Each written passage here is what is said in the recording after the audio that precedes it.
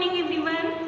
Today we will study chapter number 7 Bharat जनता अहम। आज हम बहुत ही महत्वपूर्ण चैप्टर पढ़ने जा रहे हैं। मैं भारत की जनता हूँ। तो चलिए हम पहले पाठ परिचय पढ़ते हैं। प्रस्तुत कविता आधुनिक कवि कुल शिरोमणि डॉक्टर रमाकांत शुक्ल द्वारा रचित काव्य भारत जनता अहम से भार उद्धृत है।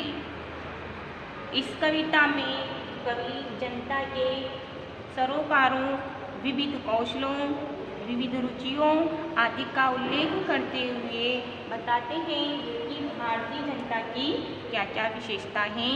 आइए हम इस काव्य के माध्यम से हमारी भारतीय जनता की विशेषता को जानते हैं। फर्स्ट श्लोक। अभिमान धना विनियोपेता शालीना भारत जनता हम कुलिशादपि कठिना कुसुमादपि सुकुमारा भारत जनता अहम। तो सबसे पहले हमें कोई भी काव्य या श्लोक का हमें हिंदी अर्थ करना होता है, तो यदि हमें उसको इजी बनाना है तो सबसे पहले हम उसका अन्वय कर लेंगे। तो चलिए हम इसका पहले अन्वय करते हैं। और अन्वय वह होता है कि हम जिस क्रम में हम हिंदी अर्थ करते हैं उसी क्रम में उसको जमाना और उनका अलग अलग जहाँ संधि हो रही है उसका संधि विच्छेद करके उसको अर्थ को सरल करना, यह कहलाता है अन्वय। तो चलिए हम शुरू करते हैं हमारे फर्स्ट श्लोक का अन्वय। तो हमारे फर्स्ट श्लोक का अन्वय होगा पहले ये जो शब्द है भारत जनता हम, ये जो अवग्रह का चिन्ह है इसको हम आज पढ़ते हैं तो अहम हो जाएगा यहाँ। तो अहम भारत जनता, क्या होगा अन्वय? अहम भारत जनता अभिमान धना विनियोपेता शालीना, और जो वह स्वयं कह रहा है तो हम इसमें लगाएंगे अस्मि कि मैं भारत की जनता। अहम लगाया है तो सबसे पहले बोलेंगे मैं भारत की जनता अभिमान धना, और अभिमान धना का अर्थ होता है स्वाभिमान रूपी धन वाली या स्वाभिमान से युक्त।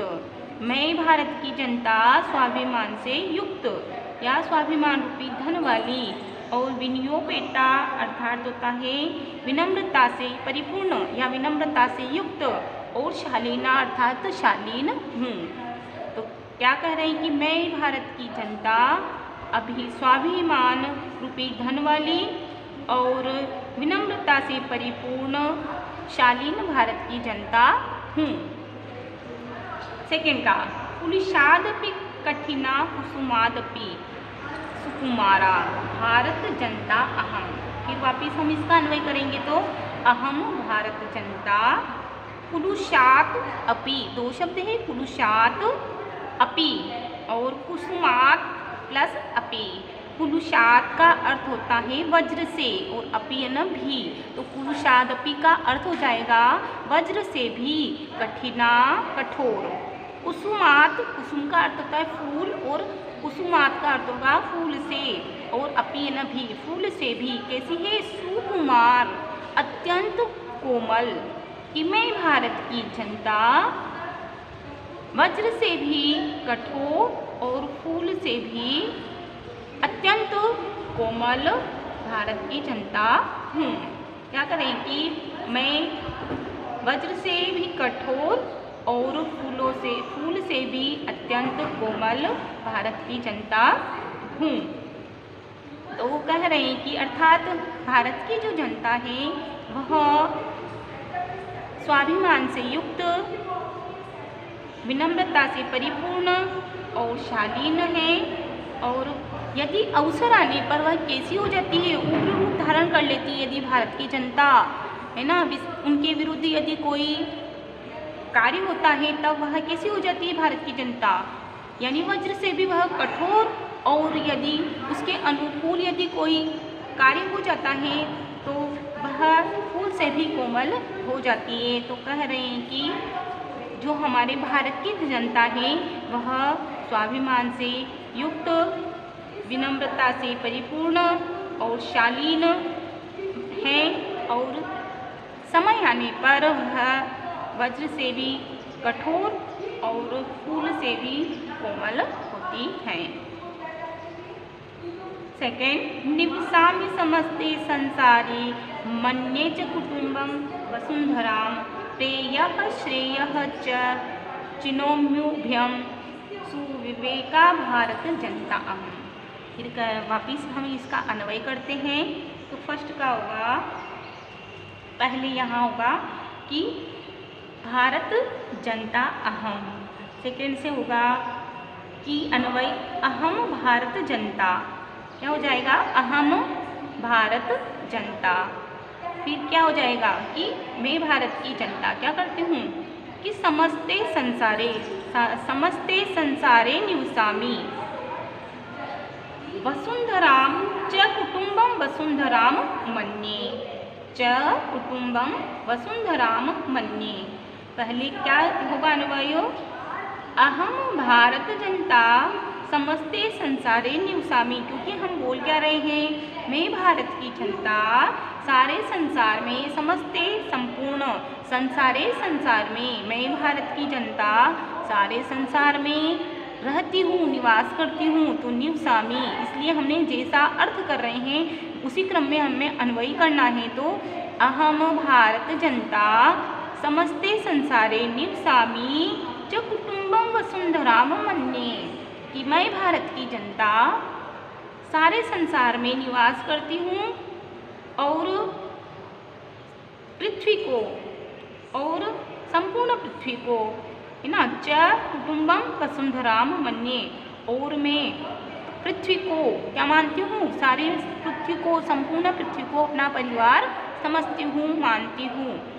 और फिर आया है प्रेयः श्रेयः च चिनोम्य उभयम, और क्या है, सुविवेका आएगा यहाँ पर कि मैं निवास करती हूँ, उसके बाद में वसुन्धरां च कुटुम्बं मन्ये, सुविवेका ये हो जाएगा, सुविवेका भारत जनता अहम, सुविवेका भारत जनता अहम आ जाएगा यहाँ पे प्रेयः श्रेयः च, और यहाँ पे चिनोम्यो भ्यम का अर्थ दो होगा, यहाँ पे दो शब्द मिले हुए हैं, चिनोमी प्लस उभयम। तो यहाँ हो जाएगा प्रेयः श्रेयः च उभयम चिनोमी, और उभयम का अर्थ होता है दोनों को ही, और चिनोमी का अर्थ होता है चुनाव करती हूँ या चुनती हूँ, किन दोनों को चुनती हूँ मैं, अर्थात इन दोनों को ही, कि मैं सारे संसार में निवास करती हूँ और सारा कैसी है, जो प्रिय और श्रेष्ठ है, कल्याणकारी है। प्रिय अर्थात रुचि का और श्रेय अर्थात कल्याणकारी, इन दोनों को ही वह मतलब चुनती है, चुनाव करती है भारत की जनता।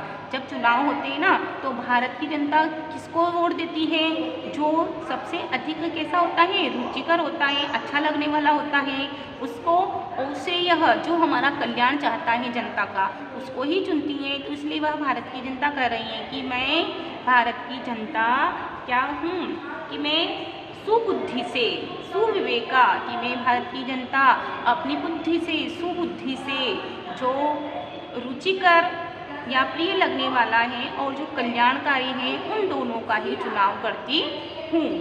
अर्थात मैं भारत की जनता, एक बार पुनः मैं अर्थ बता करके फिर उसका भाव बताऊंगी, कि कह रहे हैं कि मैं भारत की जनता सारे संसार में निवास करती हूँ और संपूर्ण पृथ्वी को अपना परिवार मानती हूँ, और मैं भारत की जनता अपनी सुबुद्धि से, अपने विवेक से, रुचिकर या अच्छे लगने वाले और कल्याणकारी दोनों को, इन दोनों को ही का ही मैं चुनाव करती हूँ।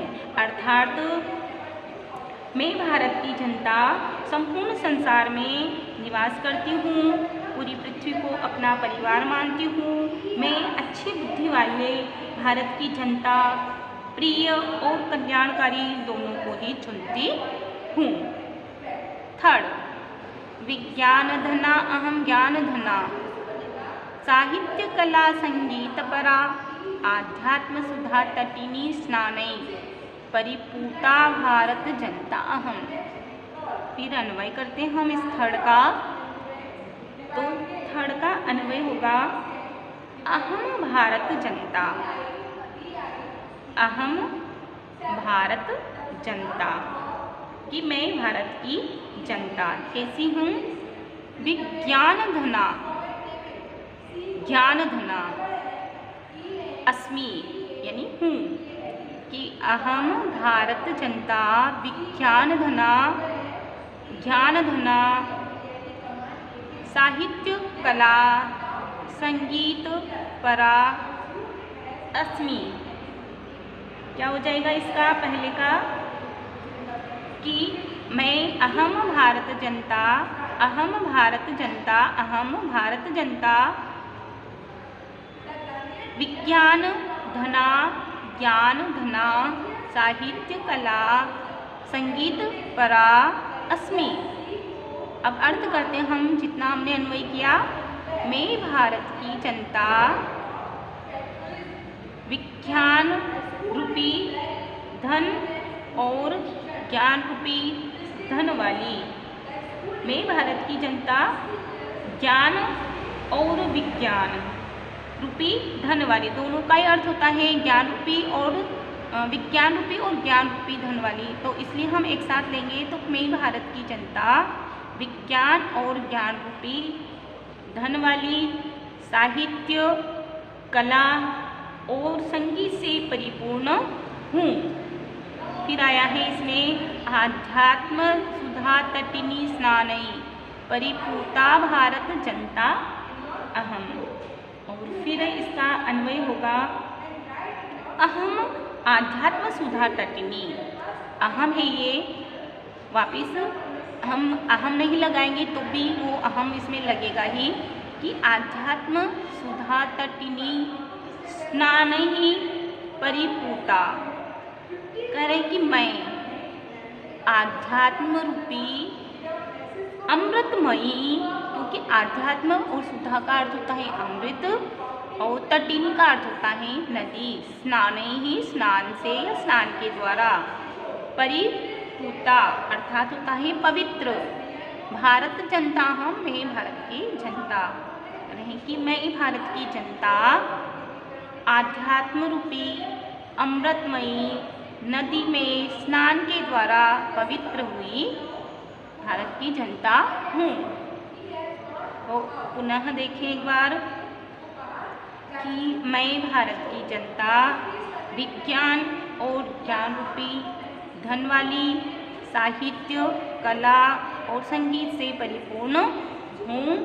और मैं आध्यात्म रूपी अमृतमयी नदी में स्नान के द्वारा पवित्र हुई भारत की जनता हूँ।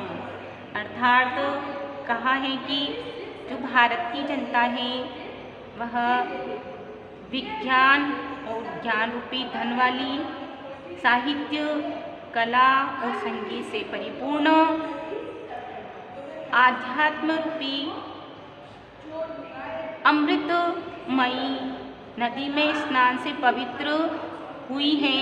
इस प्रकार हमारी भारत की जनता बहुत ही पवित्र है, विज्ञान से युक्त, ज्ञान से युक्त, साहित्य कला और संगीत से युक्त हमारी भारत की जनता है।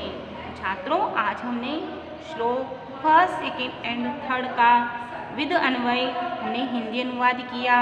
पुनः हम श्लोक नंबर 4 लेकर के उपस्थित होंगे। तब तक आप इन तीनों ही श्लोक का अन्वय करना और हिंदी अर्थ करना सीखें। इनका मेन आधार है शब्दार्थ, और आप इन शब्दार्थ जो आपके श्लोक फर्स्ट टू थर्ड में जो शब्दार्थ आए हैं वह यहाँ तक शब्दार्थ हैं। आप आसानी से ये परिपूर्णता तक, यहाँ स्टार्ट से यहाँ तक आप इन शब्दार्थ को अच्छे से लर्न करें, ताकि आपको हिंदी अर्थ में आसानी होगी। धन्यवाद।